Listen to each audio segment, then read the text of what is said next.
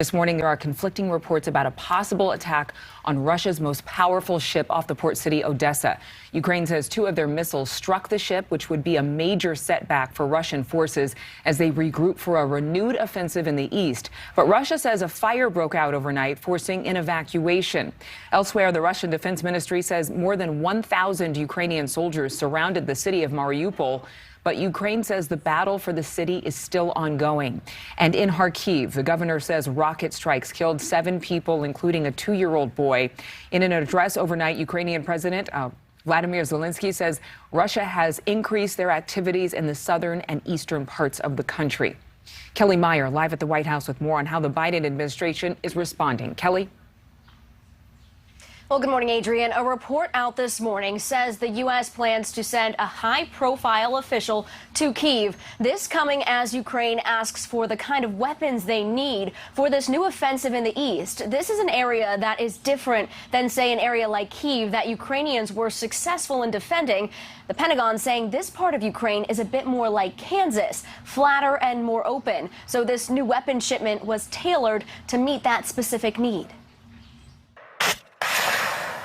This morning, the U.S. sending new weapons to help Ukraine.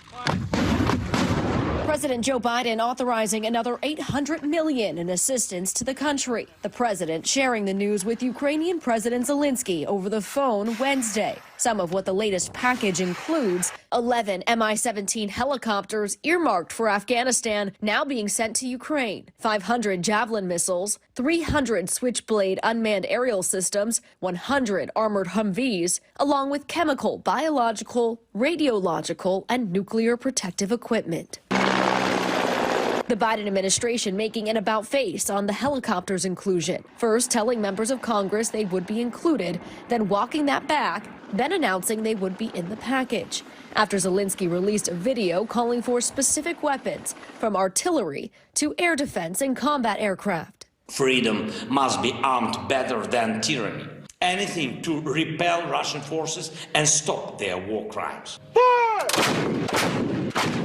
The shipment also includes things that the U.S. has yet to send to Ukraine, including these howitzer cannons. Biden sending 18 of them, along with 40,000 artillery rounds. We tailored this list specifically to meet the needs that they have asked for with respect to what's going on in eastern Ukraine. That's what's really driving this.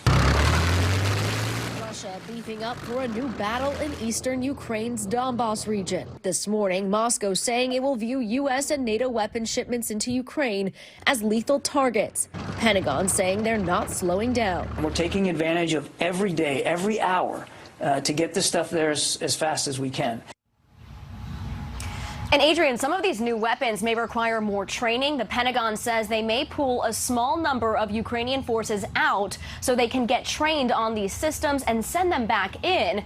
They are still looking into what that training will look like, but say they believe that they can put together appropriate training for these systems very quickly. Thank you so much for watching. Make sure to click on the red subscribe button below so you can get more of NewsNation's fact-driven, unbiased coverage.